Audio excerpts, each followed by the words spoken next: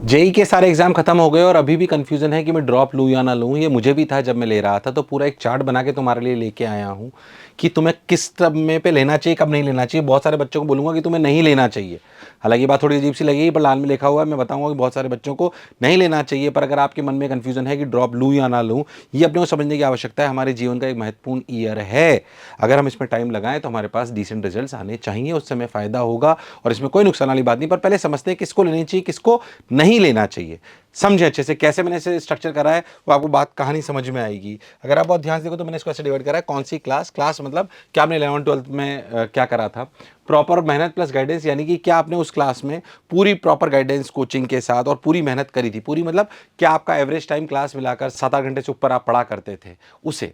क्या board percentage आपकी कितनी है, जेईई मेन में परसेंटाइल आपकी क्या है, जेईई मेन परसेंटाइल 2026 की बात हो रही है, ठीक है। आपकी क्या है और कंक्लूजन मेरे हिसाब से आपको क्या करना चाहिए। फिर मैं कह रहा हूँ जुनून के आगे सारी चीज़ें बेकार हो जाती है। मैं आपको प्रोबेबिलिटी के बेसिस पर ही बताता हूँ।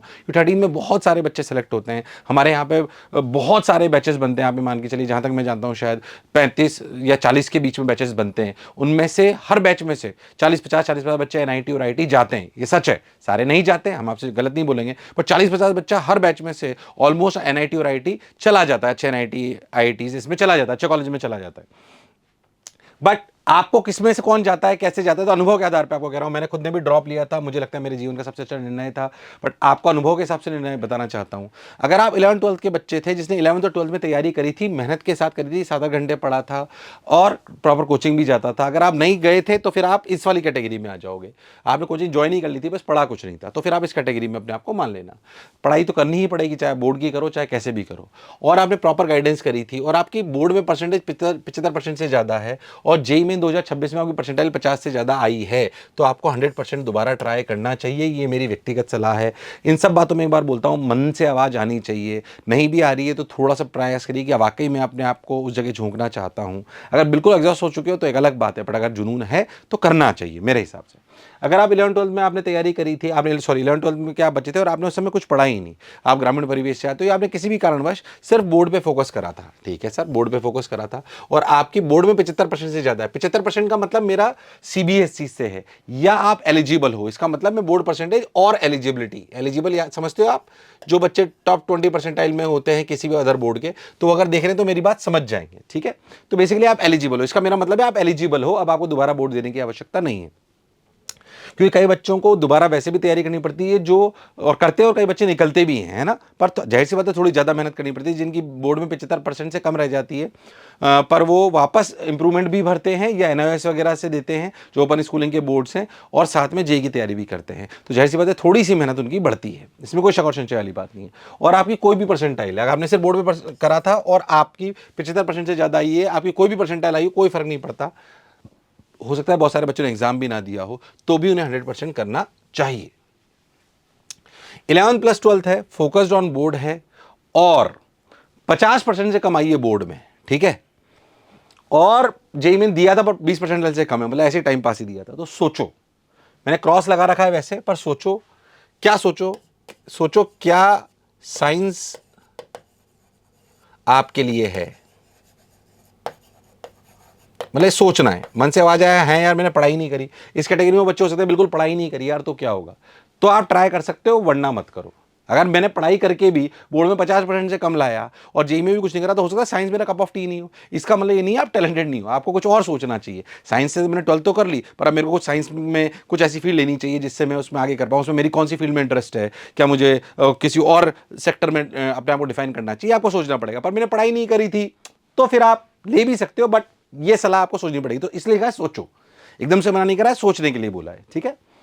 ऐसे ही आप 11th+12th में हो, आपने तैयारी भी पूरी करी थी, फिर भी परसेंट 75% से कम आई, परसेंटाइल भी जेई से कम आई, तो मेरा मानना है कि ये आपका कप ऑफ टी नहीं है। मेरा मानना है कि आपका कप ऑफ टी नहीं है। आपने एफर्ट भी लगाया था, सब कुछ करा था, तो मैं नहीं कह रहा हूं कि आप टैलेंटेड नहीं हो, आपके लिए कुछ टैलेंट कुछ अलग है। अभी आप अगर आपके इससे कम है तो किसी कॉलेज में एडमिशन लेने का प्रयास करो, वापस दोबारा ट्राई मत करो, क्योंकि चांसेस काफ़ी कम रहते हैं। फिर मैं कह रहा हूँ जुनून के आगे दुनिया हारती है, तो कोई जो इस कैटेगरी में फॉल कर रहे हो बुरा मत मान जाना। बहुत जो ज़्यादा जुनून है, पर अगर आपने तैयारी करी थी ईमानदारी से और 75% से कम थी आई फिर भी, और परसेंटाइल भी 20 से कम आई, तो कुछ तो गड़बड़ है। और ज़्यादा बड़ी गड़बड़ है, या तो हमारा कप ऑफ टी नहीं है, या हम एफर्ट बहुत ही गलत जगह लगा रहे थे, हम ढूंढ नहीं पा रहे हैं अपनी कमी को। तो मेरी सलाह रहेगी मत करो। हालांकि एज ए टीचर मुझे नहीं बोलना चाहिए, बट जो अभी तक का डेटा कहता है वो ये करो। फिर मैं कह रहा हूं जुनून के आगे सब हारते हैं। अगर आप बहुत ज्यादा कॉन्फिडेंट हो, बहुत ज्यादा, तभी दोबारा करो, वरना कम चांसेस रहते हैं। 12th, ये क्या लिखा हुआ है मैंने, इसका मतलब ये कि 12th में अगर आप थे, कई बच्चे ऐसे होते हैं जो हमारे कोटा में भी आते हैं जो जिन्होंने 11th में तैयारी नहीं करी थी, नहीं, कई लोग, बहुत सारे बच्चे इस बार 12th में भी नए आए हैं, अभी तक भी आ रहे हैं। तो वो बहुत सारे बच्चे जो ऑनलाइन में पढ़े थे, हो सकता है उन्हें नई बात समझ में आई, या पढ़े ही नहीं थे 11th में। तो 12th में जो बच्चे हैं उनके बारे में बात करना चाहता हूँ। तो 12th में बच्चे जिन्होंने 12th में तैयारी करी, 12th में तैयारी करी और प्रॉपर गाइडेंस के साथ करी, और उनकी 75% ज़्यादा है, 20% ज़्यादा है, तो उन्हें करना चाहिए 100%। ऐसे 12th का बच्चा है, उसने तैयारी करी थी, 75% से कम रह गया, 20% से कम है, तो मत करो भाई। अगेन मैं उस वाली कंडीशन में आ गया हूं, 12th में थी, तैयारी पूरी करी, 75% से भी कम रह गई है, और 20% से भी आपकी कम है, तो मैं उनसे बोलना चाहूंगा मत करो। एक स्पेशल बच्चे जो फर्स्ट ड्रॉप, जिन्होंने, कई बच्चे होते हैं जो सेकंड ड्रॉप भी लेते हैं। हम सब लोग जानते हैं सेकंड ड्रॉप वाले को आईआईटी में एडमिशन नहीं मिलेगा, पर उसे एनआईटी में एडमिशन मिल सकता है।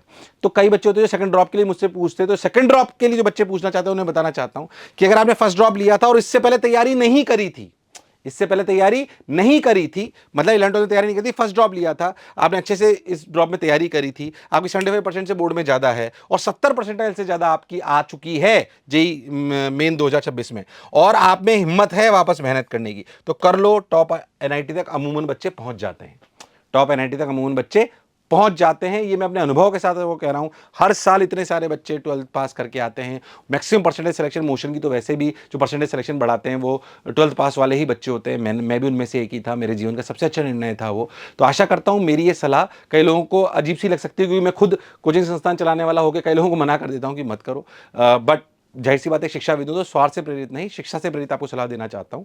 अगर आप तैयारी कर सकते हो तो करिए, उसमें कोई बुराई वाली बात नहीं। बाकी कैटेगरी में जितने बच्चे हों, इसके अलावा भी कुछ कैटेगरी बची होंगी, उनको कहना चाहूंगा कि उनको कर लेनी चाहिए। बट एक बात फिर कह रहा हूं, पेरेंट्स भी अगर मुझे सुन रहे हैं तो उनसे कहना चाहता हूं, फोर्स करके बच्चे को मत कराइएगा। उसके अंदर से आवाज आनी चाहिए कि हाँ, मेरे को तैयारी करनी चाहिए। और तैयारी करने में मैं आपको व्यक्तिगत रूप से बोल रहा हूं, बुराई कुछ भी नहीं है, पर एक बार मन से तो आवाज आनी चाहिए कि हाँ यार, मैं मेहनत के लिए तैयार हूं। तो आशा करता हूं ये पहल तुम्हें अच्छी लगेगी। और अगर कोई बच्चे जो रिपीट ले रहे हैं, या लेने का सोच चुके हैं, या लेने की सोच रहे हैं, तो लिख दो कमेंट बॉक्स में कि नहीं सर, हम ड्रॉप ले रहे हैं और हम फोड़ के बताएंगे, हम सेलेक्ट होकर जरूर बताएंगे। तो मुझे सुनने के लिए बहुत बहुत धन्यवाद। Thank you.